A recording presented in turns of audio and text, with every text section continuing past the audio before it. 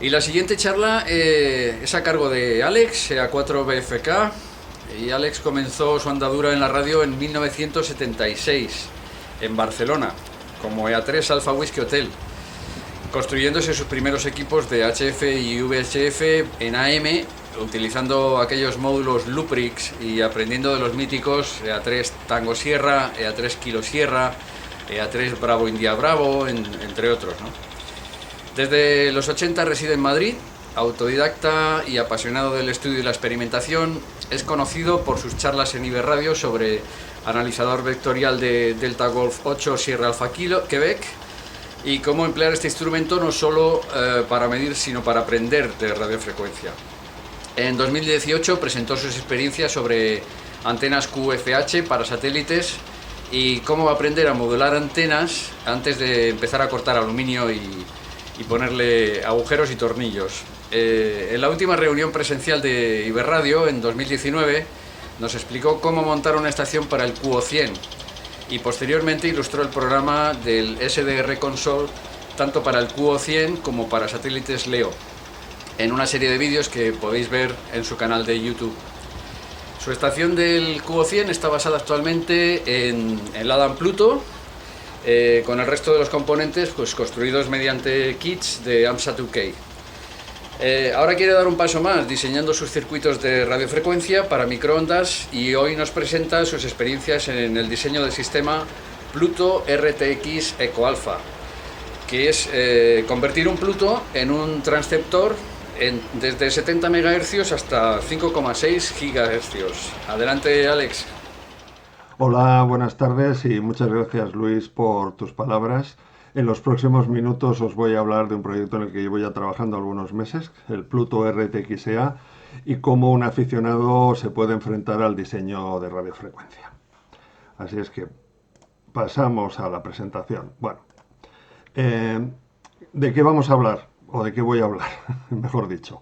Primero os voy a hacer una breve introducción de por qué me he metido en este lío y hablaré también del Pluto como herramienta SDR y después entraremos en el proyecto en sí, cuáles han sido las fases que he seguido, desde cómo documentarme, cómo hacer el esquema de bloques, selección de componentes, etcétera, el diseño del esquema general, el diseño de las pistas de RF para asegurarnos que la impedancia se mantiene, cuáles han sido los resultados de los prototipos que he fabricado. Veremos además cómo he hecho las medidas de la impedancia de las pistas de RF y finalmente os mostraré los resultados de uno de los LNAs que ya he montado, que es el de 2 metros.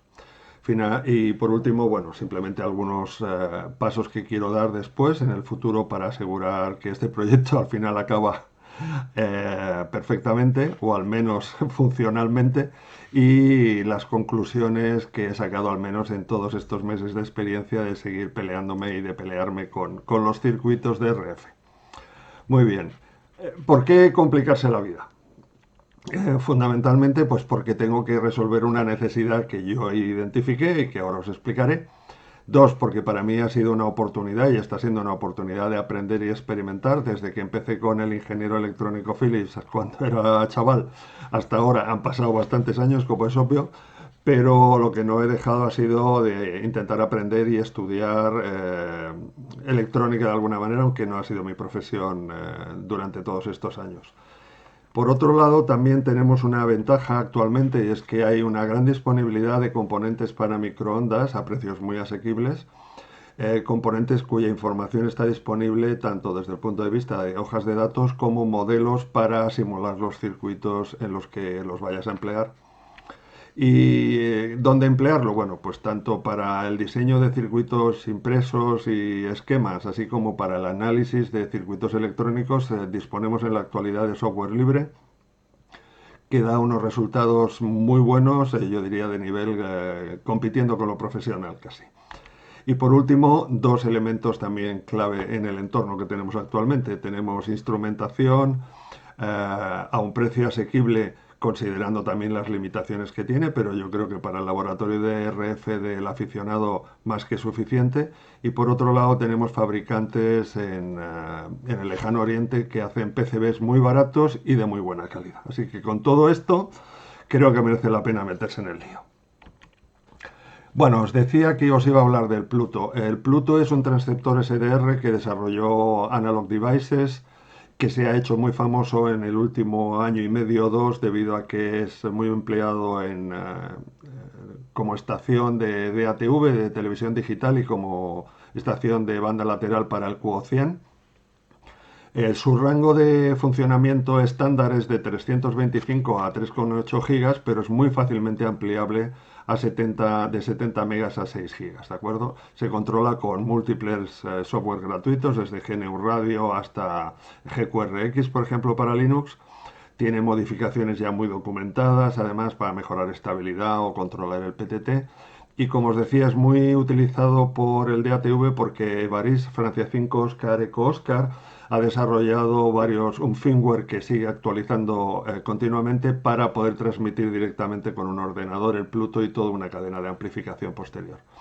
Y el año pasado aparecieron dos proyectos muy interesantes en el British Amateur Television Club, que son el Postdown, para utilizar el Pluto como herramienta para transmitir DATV, que es un sistema distinto que no requiere de PC, sino que se hace sobre Raspberry Pi, al igual que el proyecto Limestone, que con una Raspberry Pi también lo puedes convertir más el Pluto en un transceptor. ¿Y qué es lo que ocurrió? Que eso me dio una idea. Junto con el hecho de que tiene un coste muy razonable. ¿Cuál es la idea? Pues convertir al Pluto en un transceptor para toda banda, para radioaficionados, a partir desde 70 hasta 5,6 gigas. Pero, ¿qué es lo que ocurre? Que en recepción su sensibilidad no es ideal, sobre todo para trabajar en microondas directamente con el Pluto, y segundo, no lleva ningún tipo de filtrado. Y por otro lado, en transmisión, su potencia no es nada del otro mundo y sobre todo tiene un contenido de armónicos y señales espurias muy grande. Aquí tenéis un espectro, por ejemplo, cuando transmites en 145, que es esta señal de aquí, que sus armónicos impares pues son notablemente grandes. Conclusión, si queremos utilizar el Pluto y convertirlo en un transceptor que vaya desde 70 hasta 5,6, dos cosas necesitamos: amplificación, tres mejor dicho, amplificación en recepción, mejora de la cifra de ruido, y tercero, filtrado tanto en recepción como en transmisión para quitarnos de encima todos estos armónicos antes de llegar a la antena. Y también obviamente mejorar el nivel de salida para que al menos podamos llegar un poco más allá para hacer cuesios. Bueno, pues con estas premisas dije, bueno, ¿cómo me lío en esto? Lo primero fue intentar enterarme de si había una solución ya hecha antes de todo. Bueno, la realidad es que existe una solución extraordinariamente buena que se llama Lime RFE. No está pensada para el Pluto, pero se puede usar, y que han desarrollado Crowd Supply, que es un grupo de ingenieros, entiendo, en el último año y medio o dos aproximadamente, que es Open Hardware y Open Software, con lo cual toda la información está disponible y para mí ha sido una fuente inagotable de información para el proyecto en el que estoy metido. Por otro lado, es soportado por el SDR Console. Es, bueno, una pieza genial. No es económica, pero bueno, genial desde luego, y si tienes la posibilidad, una recomendación para todos. Y luego la otra área donde me documenté, dado que estoy empezando con la parte de recepción, fue consultar con los expertos en LNAs, al menos que yo tengo identificados en internet, como son Golf 4 Delta Kilo Kilo, Hotel Alfa 8 Eco Tango, los rusos de VHF Design, que hacen también material muy bueno, con lo cual me permitió conseguir mucha información para enfrentarme al diseño del Pluto RTXA. ¿Cuáles son los requerimientos que he establecido? Antes de empezar un proyecto, quieres saber qué es lo que tiene que hacer, ¿no? Entonces, son unas placas externas para poder conectar al Pluto tanto en recepción como en transmisión, que me permita cubrir todas las bandas de radioaficionado que caben en el rango del Pluto, hasta 5650 MHz, y también la opción de conectarlo directo para seguir empleándolo en otras cosas, que tenga además una entrada para LNB que vaya entre 650 y 750. Esto me permitirá, mejor dicho, seguir utilizándolo para recibir el QO100, incluso luego para transmitir también, como estoy empleando otro que tengo ahora.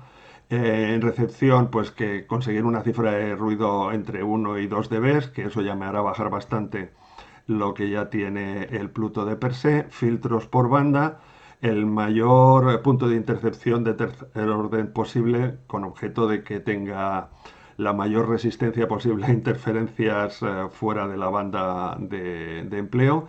Y en transmisión, como os he dicho, filtrado de espurias y una potencia que todavía no he decidido, pero que estará entre 1 y 10 vatios dependiendo de la banda.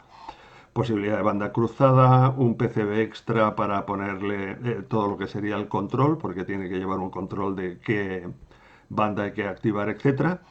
Control que se puede hacer o desde software o del proyecto Limestone. Esto es una cosa en la que estoy todavía pues en la mesa de dibujo. Y por último, un coste razonable.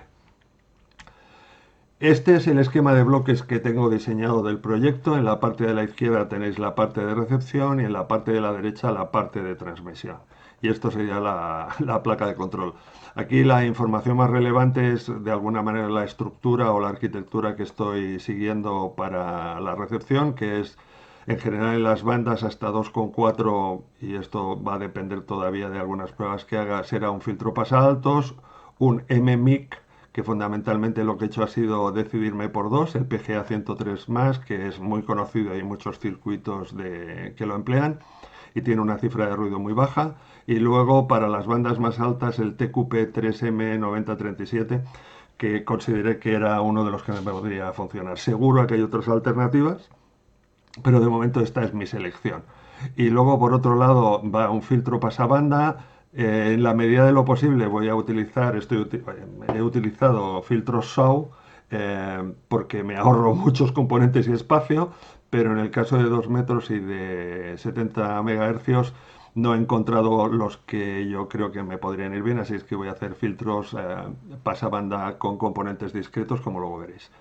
Y luego un conmutador de RF, que es un conmutador integrado. Luego os enseño exactamente la hoja de datos. Para transmisión, lo mismo, unos filtros pasabanda para eliminar armónicos y espurias, amplificación y filtro pasabajo antes de llegar a la antena. Tendrán antenas separadas de forma de que podamos poner coaxiales, pueda poner conmutadores coaxiales eh, a criterio de cada uno, etcétera, y que puedas conectar antenas distintas. O sea, todavía no deja de ser esto pues un elemento de experimentación. Bueno, selección de componentes. Varias cosas he ido aprendiendo. Componentes, buscarlo de fabricantes reconocidos por dos razones. Uno, porque tienes los datasheets y esta es una fuente inagotable de información y hay que leérselas en detalle. Y por otro lado, porque los fabricantes reconocidos normalmente te proporcionan los modelos paramétricos del componente, ya sean activos o pasivos, como por ejemplo las inductancias de Coilcraft, ¿no? Modelos que vamos a usar luego en un programa que luego os muestro, que es el Cooks Studio. Por otro lado, es relevante, y yo creo que bastante relevante muchas veces, ver si el fabricante te manda muestras gratuitas. En mi caso yo se lo he pedido a 3 y 2 de ellos me las han mandado sin ningún problema, con lo cual en el otro estoy trabajando a ver si le convenzo. Y por último, hay que asegurarse de alguna manera que si quieres hacer un proyecto que vaya a tener posibilidad de ser repetido por otros, pues que haya disponibilidad de los componentes y que haya continuidad de suministro y que el coste no sea una locura. Bueno, con todo eso estuve haciendo una búsqueda de MMIX para los LNAs y llegué, después de comparar distintos dispositivos, a la conclusión de que eran estos dos los que yo quería escoger, fundamentalmente por 4 parámetros: cifra de ruido, ganancia, a la frecuencia que iba a destinarlo, el punto de intercepción de tercer orden y el precio. Esto es lo que le llaman los finos el mejor valor posible. Bueno, cuando ya tengo esta parte de los componentes, lo siguiente es, bueno, voy a dibujar el esquema y hacer el PCB. Para eso utilizo dos herramientas. Una es KiCad, que es la parte del diseño de PCB. Hay muchas, esta es gratuita y tiene algunas ventajas desde mi punto de vista, que tiene una comunidad de soporte que si tienes alguna duda pues les puedes preguntar. Permite la inclusión de un plugin especial que es al final como pequeños programitas que te hacen funciones adicionales. Hay este muy bueno que yo recomiendo, que se llama RF Tools, que te permite curvar pistas, porque por defecto te hacen pistas, las esquinas son o de 90 o de 45, y en RF eso no le gusta nada. O también te permite generar estos ángulos de 90, que esto sí que funciona, pero que tienes que diseñarlos con unas medidas adecuadas.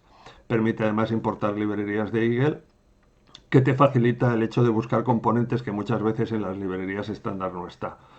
Esta es otra tarea bastante tediosa porque no todos los componentes que vas a usar tienes librerías ni de símbolos ni de huellas, pero aquí os dejo indicaciones de un par de lugares que son gratuitos nuevamente, solamente hay que registrarse y donde sueles encontrar el componente que te falta.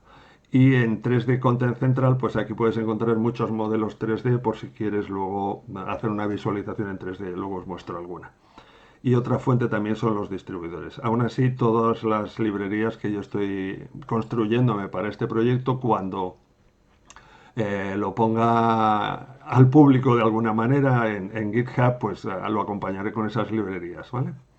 Y una cosa importante, hay que asegurarse que verificamos las librerías que corresponden con la realidad, porque muchas veces, ya veréis después, no necesariamente la librería que viene por defecto en KiCad es la que corresponde con la realidad del componente. Bueno, este es el esquema de la placa de recepción. En la parte de la izquierda tenéis unas cajitas que son los distintos LNAs para cada banda. Luego en el centro está el conmutador, que es el P42482 de PSEMI. Este es un conmutador integrado de 1.8 que llega hasta 8 GHz, que tiene un nivel de atenuación de paso muy bajo en las frecuencias de rango y además un nivel de aislamiento importante. La única pega es que es muy chiquitín, obviamente, como todo lo que vamos a tener que trabajar ahora en radiofrecuencia. Y los dos recuadros rojos son dos registros de desplazamiento que permiten programar la conmutación del conmutador, ¿vale? Bien, LNAs. Este ya es un tema muy divertido, como todos los demás, pero bueno, diseñar LNAs no es una tarea sencilla, pero tampoco imposible, ¿vale? Hay tres aspectos a tener en cuenta, que es estabilidad, cifra de ruido y ganancia. No conseguirlo es una cuestión de compromiso, es decir, a veces para conseguir la estabilidad no vas a conseguir la máxima ganancia y para conseguir la cifra óptima de cifra de ruido no vas a tener tampoco la máxima ganancia asegurándote que mantienes la estabilidad. Dicho eso y por simplificar, las arquitecturas más frecuentes que yo me he encontrado es o un filtro pasa altos a la entrada o una adaptación de impedancias, el dispositivo de amplificación y un filtro pasabanda a la salida. ¿Por qué aquí muy pocos componentes? Porque cuanto más cosas pongas delante, más pérdidas produce y automáticamente todas esas pérdidas se suman a la cifra de ruido del dispositivo, que hacen que la cifra de ruido del montaje total sea pues la suma de los dos como mínimo. Con eso cogí y dije, bueno, vamos a ver, como ya tenía decididos más o menos los MMix, pues este es un poco el esquema del plan que tengo de hacer para cada banda, tanto el tipo de filtro pasaba altos que tiene o si es una adaptación de impedancias nada más, el MMIC que utilizo, esta es la ganancia teórica solo del MMIC para cada caso y luego el tipo de filtrado, como os he dicho antes, en donde he podido encontrar filtros SAW de taisao.com o si no LC si no tengo más remedio, ¿vale? Obviamente para el LNB con un LC me funciona de sobra. ¿Cómo hacer filtros? Este es otro aspecto. Bueno, hacer filtros no es nada complejo porque hoy tenemos herramientas disponibles a nivel gratuito como es RFTools, por ejemplo, que yo lo uso muy a menudo. ¿Por qué? Porque tiene la posibilidad de hacértelo interactivo. Ves la curva de respuesta del filtro, en este caso sería el azul, y además puedes utilizar componentes estándar. Esto te da unos valores que en principio podríamos ir a la tienda de electrónica si tienen, o si no, pedir a Mouser o a DigiKey los componentes y montarlo. Ahora bien, la realidad es que esta es la respuesta con componentes ideales, ¿vale? También hay herramientas en Cooks Studio y hay muchas que son programitas de cálculo. Pero bueno, el punto aquí es, esta herramienta te da los valores dentro de estándar con la respuesta, pero esto es de componentes ideales, es decir, inductancias de Q infinito y de condensadores con estabilidad térmica perfecta y Q infinito también. Bueno, entonces, mi recomendación, y es lo que yo hice, fue primero simular. Para simular yo estoy utilizando el programa Cooks Studio, que es un programa gratuito desarrollado por Michael Margraf. Ahora no recuerdo el indicativo, luego os lo digo. en donde veréis aquí, primero puedes simular el circuito del filtro pasaltos, inductancia y dos condensadores, que está aquí el valor, y tienes la respuesta, que son la línea roja y la línea azul.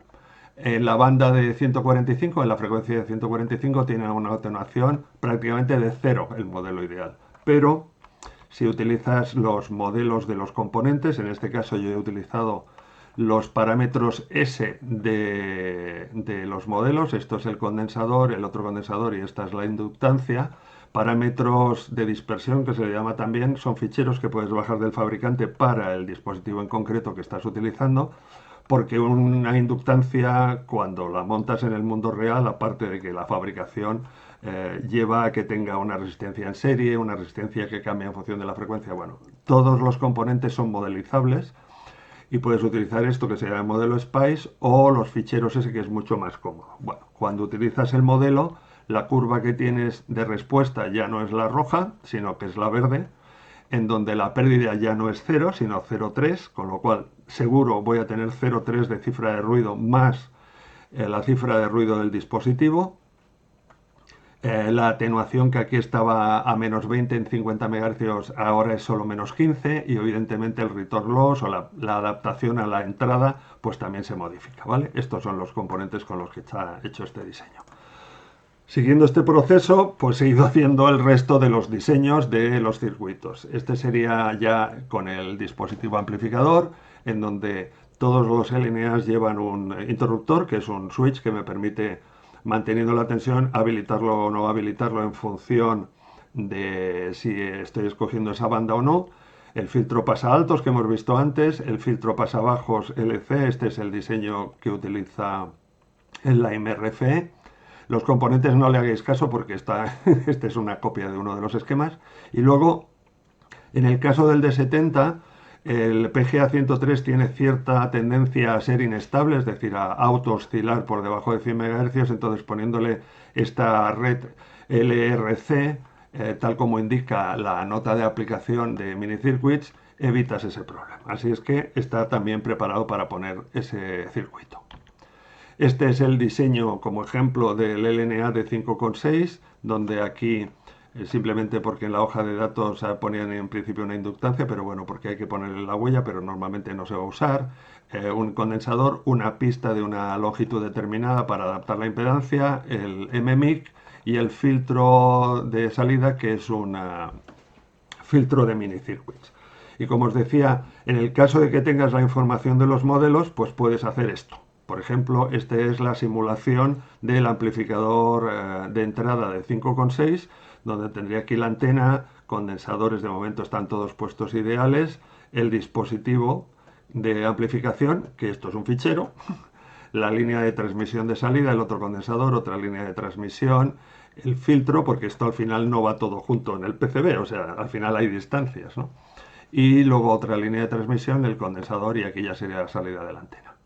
No voy a entrar en cómo funciona CUX, porque esto nos daría para estar muchas horas charlando, pero sí que me permite CUX determinar, en el caso de que tenga los ficheros S, toda la información necesaria, ¿vale?, para el diseño de LNAs. Por ejemplo, la curva roja muestra la ganancia, es decir, el S21 o la función de transferencia. En esta frecuencia, en principio, debería tener 10,1 dB de ganancia, incluyendo el filtro.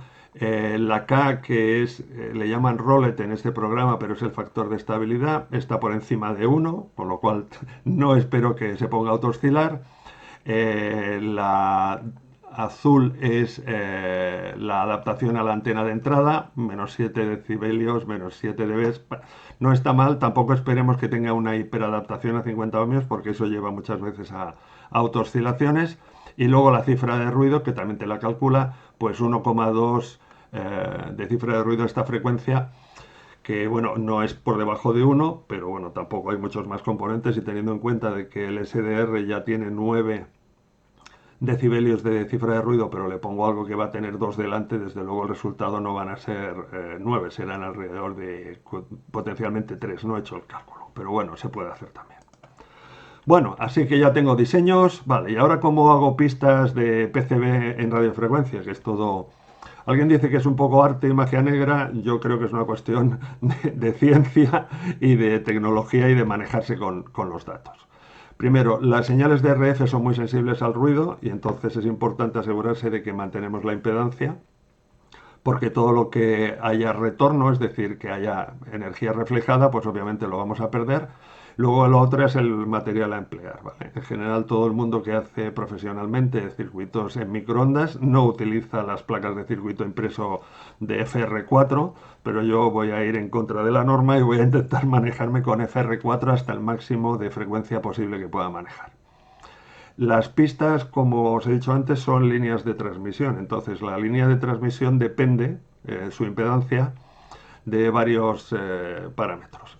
La constante dieléctrica del sustrato, en el caso de FR4 es 4,5 o 4,6, dependiendo de cuál sea. Rogers, que es uno muy utilizado en microondas, es mucho menor. El ancho y el grosor de la pista, quizás si ponemos los dibujos es más fácil, ¿vale? El ancho de la pista y el grosor que esté, la altura desde la pista hasta el plano de tierra y la distancia en el caso de este tipo de diseño que se llama guía coplanar con plano de tierra entre la pista y el plano de masa que está a la derecha. Dices, bueno, ¿y tengo que hacerlo seguro? Pues bueno, dependiendo, si tus longitudes de pista no son inferiores o iguales a la longitud crítica, y la longitud crítica es un 16avo de la longitud de onda, no de la frecuencia calculada, sino convirtiéndolo con esta fracción que es 1 entre la raíz cuadrada de la constante dieléctrica eficaz, que no es la misma del material, ¿vale? Y que sería el equivalente al factor de velocidad. Lo mismo que hacemos para hacer latiguillos en coaxiales, que lo multiplicamos por 0,66 o por 0,80, dependiendo del factor de velocidad. Bueno, me hice una tabla para FR4 dos capas con 0,8 de grosor, calculando el LF, que te lo hace el programita, luego os enseñaré cuál es, que es el Cooks Studio, mejor dicho, y viendo cuál es la longitud crítica. Bueno, ¿voy a tener pistas que son más largas de esto? Pues al menos de todas estas frecuencias seguro que sí, porque en la placa final va a haber pistas que requieran llevar la señal desde el conmutador hasta el amplificador, ¿vale? Con lo cual sí o sí tengo que hacer pistas que tengan la impedancia controlada. Así es que, ¿cómo lo calculo? Pues bueno, para eso hay calculadores online, aquí tenéis algunos, pero si no, los programas de cálculo que van incluidos en los programas de PCBs. Por ejemplo, el KiCad, y si no, pues también Cooks Studio también tiene uno, ¿vale? La siguiente es, hago de las dos técnicas que habéis visto antes, microstrip o guía coplanar. Bueno, yo decidí hacer guía coplanar porque tengo componentes que van a ir entre la pista de RF y masa, y por tanto tampoco necesito que haya un plano de tierra relativamente cerca, ¿vale? Y además hay que tener en cuenta el tamaño de los componentes SMD. Como veis, no es difícil, es una cuestión de detalles. Y cuando te pones a hacer cálculos de guías coplanares con el programa, este es el calculador de PCBs de de KiCad, te dices, oye, pero si hay varias combinaciones que me salen, ¿cuál es la que tengo que escoger? Bueno, el siguiente reto, buscarse cuáles son las condiciones. Este es un ejemplo de las condiciones de test, pero al final, una vez determines cuál va a ser la buena, pues luego solo se trata de replicarla.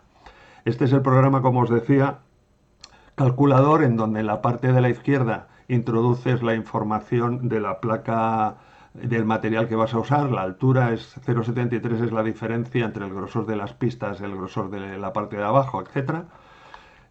Este es el resultado, tú metes aquí la impedancia y le dices sintetizar y te da el resultado, marcas uno y te da el resultado del otro, ¿vale? 22,5 era para calcular la longitud. Y luego aquí abajo te da información como la constante dieléctrica eficaz, y la razón es porque la energía de RF va por la pista, pero parte de su campo está dentro del sustrato y parte del campo electromagnético va por el aire. Y las constantes dieléctricas de ambos son bastante distintas. En el caso, otra alternativa es, aquí me daba 0,80 milímetros de ancho, 0,20 de separación, y luego tengo otra opción que es de 1 milímetro de ancho y 0,32 de separación. Así que con todo esto dije, bueno, ¿cuántas y cuáles hago? Estos son los datos del fabricante, muy importante encontrar en este fabricante, sí que lo pone, cuáles son las características del material. Si el fabricante de PCBs no te da la característica del material, mi recomendación es que busquéis otro. Este es económico, funciona bien y hay otros más como PCBWay, por ejemplo. La constante dieléctrica del material, la altura en el caso de que haga de 4 capas. Y así es que dije, bueno, voy a hacer varios diseños para ver cuál de ellos es el mejor. Hice 3 diseños en FR4 de 2 capas, 0,8 milímetros de grosor total, con estos anchos y estas separaciones, y otros 2 en 4 capas, pero donde la separación es 0,2. Cuanto menor es la altura, más estrecha debe ser la pista en este tipo de diseño, con lo cual no tienes muchas opciones, ¿vale? Bueno, diseño de los PCBs, estos son los resultados de KiCad, aquí tenéis la pista de, bueno, las placas de 2 circuitos, este es el LNA y esta parte de aquí simplemente son las pistas de test para luego comprobarlas, ¿vale? Y este es el modelo 3D de esa placa y este es el caso de la placa de 4 capas y el modelo 3D. Bueno, pues nada, con las mismas la encargo. Ah, muy importante, las vías, que son todos los puntitos blancos. Hay que asegurarse de que en RF la inductancia del plano de masa sea el mínimo posible. Para poner todos estos vías no hace falta hacerlo a mano. Es la ventaja de los plugins que os decía antes, que le indicas cuál es la distancia que quieres y la forma, y él solo le das un clic y te lo hace automáticamente sin ponerte vías en sitios que no debe. Bueno, ya están mandadas, se las mandamos a PCB y pasadas 3 semanas me llegan todas estas placas que son las que había encargado. 2 en 4 capas y todas las demás en 2 capas con distintos diseños. Hice también un LNA para 432 con otra pista, este es para 137, es decir, bueno, me llegaron. Coste total de estas 6 diseños, 5 placas cada uno, pues yo creo que no llegó con portes a 90 euros todo, ¿vale? O sea que no es una locura el dedicarse a hacerse esto. Lo que sí hay que tener es paciencia. Bueno, tengo ya las placas, venga, vamos a ponerle conectores a ver qué tal funciona.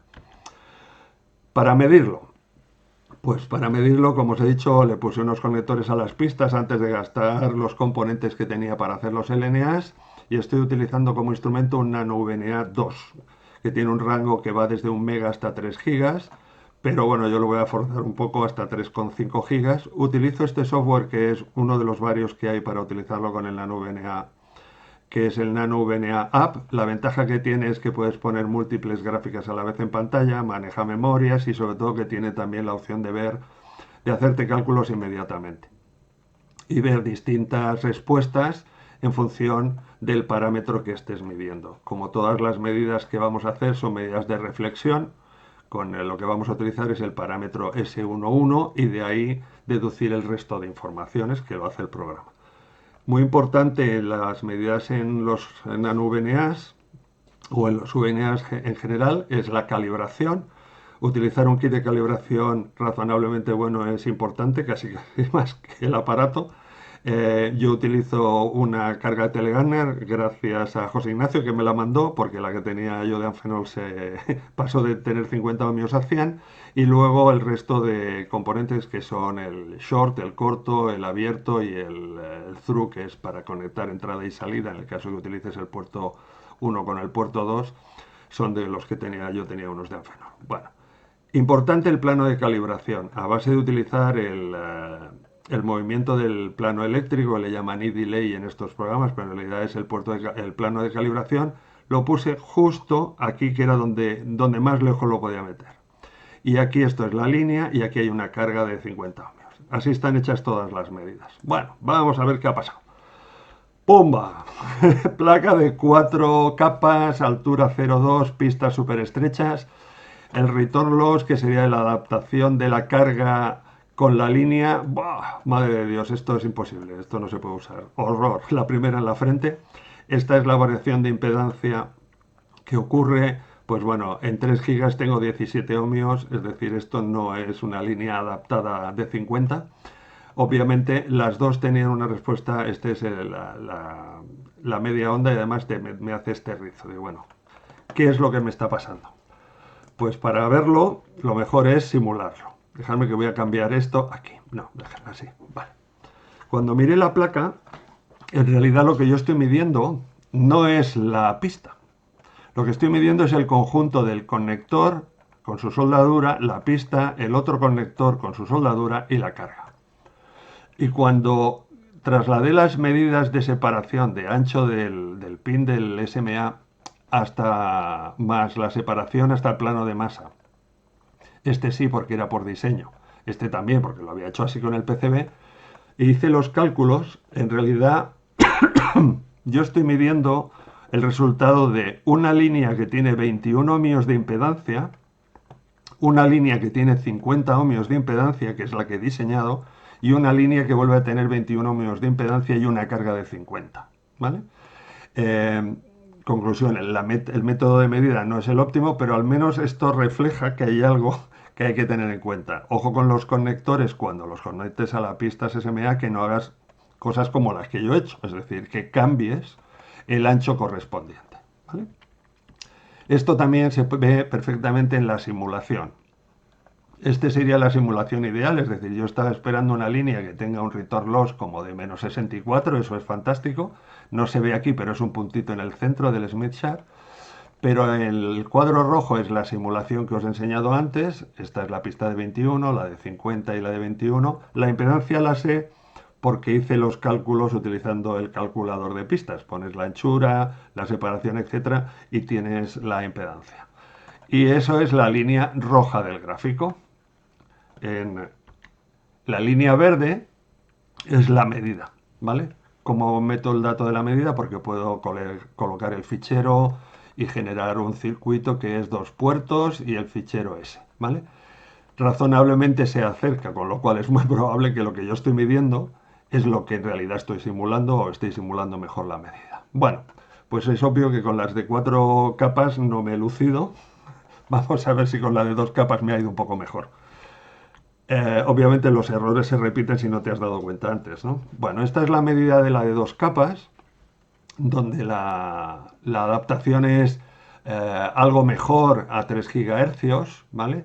Y como son 3 anchos distintos, están en 3 colores. El 0,80 que va en verde es el que parece que tiene mejor resultado, tiene menos 16 decibelios de return loss a 3 gigas. La variación de la línea verde alrededor del 50 está más o menos razonable. Al final estoy persiguiendo que tenga entre 50, 55 o 45. O sea, no vamos a conseguir con estos medios una impedancia estable de 50 ohmios a lo largo de todo este rango que estamos buscando. Pero sí que no sea ni 10 ni 80, ¿vale? Esta es nuevamente la curva de Smith, aquí me sigue haciendo los rizos, ¿por qué? Pues porque está ocurriendo algo muy parecido, ¿vale? Cuando miré lógicamente los PCBs me di cuenta de mis propios errores, aquí esta era la pista de 0,2, 0,8 con 0,2 de separación y yo seguí los 0,2 para aquí. Y aquí 3/4 de lo mismo. La simulación, pues en vez de 21, ahora lo que estoy teniendo es una pista de 40 ohmios, otra de 50 y otra de 40 ohmios y obviamente en la simulación va a salir algo parecido. ¿Qué es lo que hice? Raspé en otra de las placas todo lo que es el material de plano de tierra que va desde el pin hasta arriba, igual aquí, y además recorté el pin del SMA para que no fuera tan gordo, o tan grueso mejor dicho, de forma de que en teoría, ahora este trozo de pista tiene una impedancia de 52,5 ohmios, esta también, esta de 50, es decir, se acercan más las tres a los 50 que estaba buscando. Bueno, cuando lo mido, después de hacerle esa modificación, pues obviamente hay una mejora en la adaptación de la línea de las líneas de los conectores a la línea de RF y hay una mejora en el return loss considerable de las tres opciones, ¿vale? De alrededor, pues entre 10 y 20 decibelios. Con lo cual los candidatos son estos dos anchos porque este, por alguna razón, no da la impedancia más óptima y tampoco le voy a dar muchas más vueltas. O sea, hay un momento en que si funciona, ya está, hay que seguir adelante.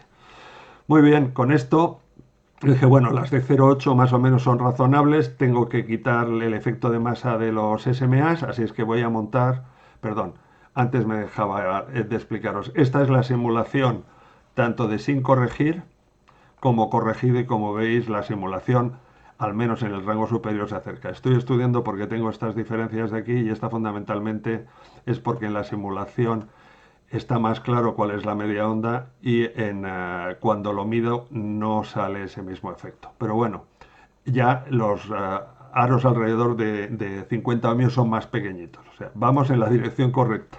De momento, como os decía, si la de 0,80 funciona, voy a montar entonces el LNA de 145.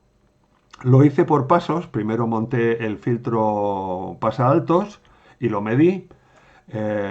Por eso está este conector aquí, simplemente 3 componentes, entrada, salida, y lo medí con el nano VNA, pues 0,2 decibelios de pérdida, más o menos me salía 0,3, con lo cual lo más probable es que sea 0,3 que no 0,2, porque al final este instrumento no tiene una precisión de décimos de decibelio.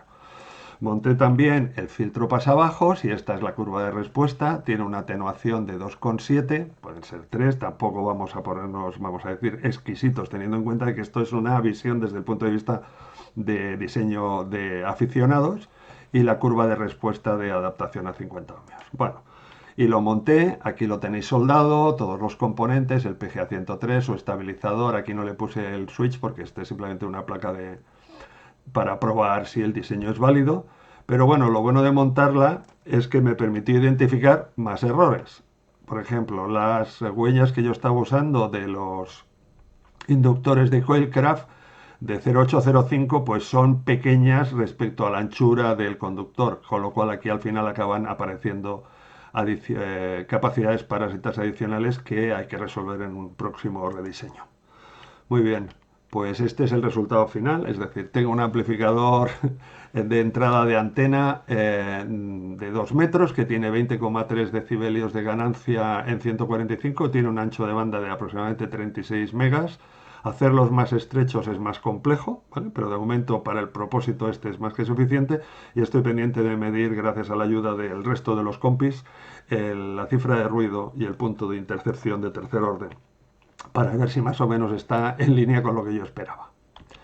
Y finalmente, ¿qué es lo que voy a hacer? Pues bueno, los próximos pasos van a ser rediseñar una placa con nuevas pistas de RF. En coplanar voy a usar estos dos anchos. Voy a testear también cuáles serían los anchos de microstrip. Para evitar el efecto de los conectores SMA, voy a hacer las pistas de forma que emplee estos conectores que van, no para el diseño final, pero sí para las medidas que llegan hasta 18 gigas y que además permiten intercambiarlo, es decir, no necesitas usar 10 de estos, simplemente 2 para medir, que los quitas y los pones, y otros 2 por si rompes uno.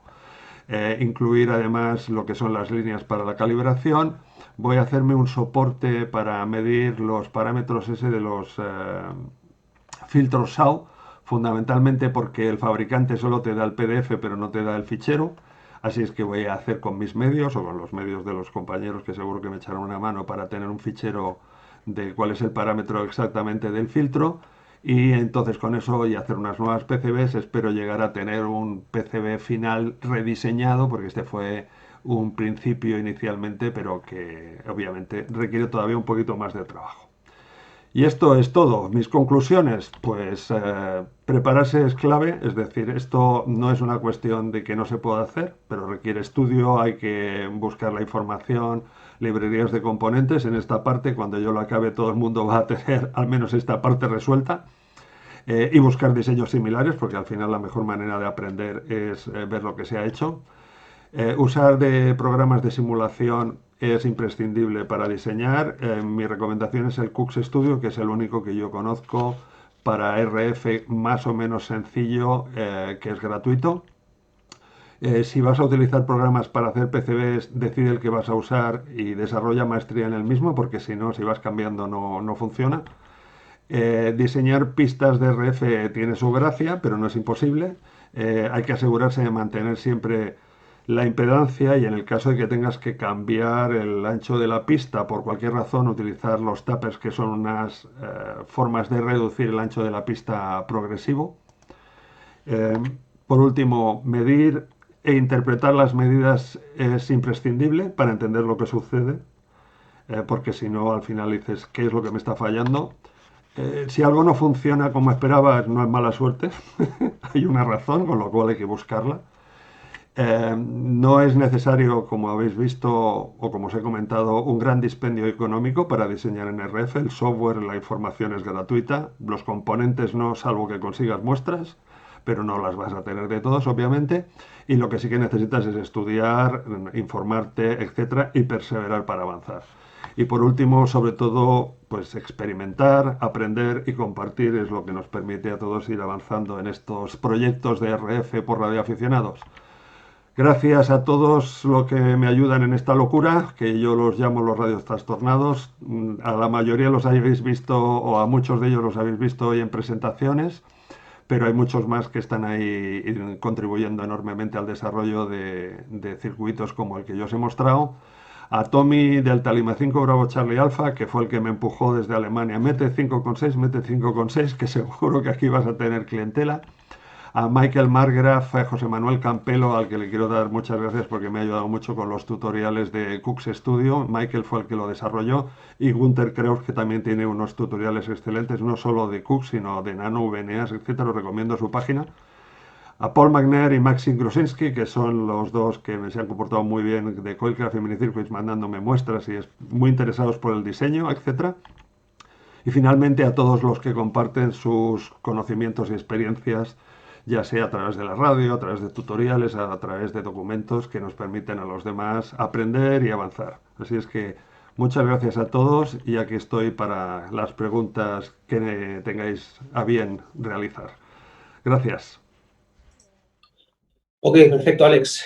Muchísimas gracias. Impresionante el trabajo que estás haciendo. Además, muy meritorio porque hay muy poca gente que realmente diseñe RF desde cero, con lo cual, chapó por este excelente trabajo. Y encima espero que pues, sirva como motivación para que la gente pues, se anime y le pierda el miedo a la radiofrecuencia.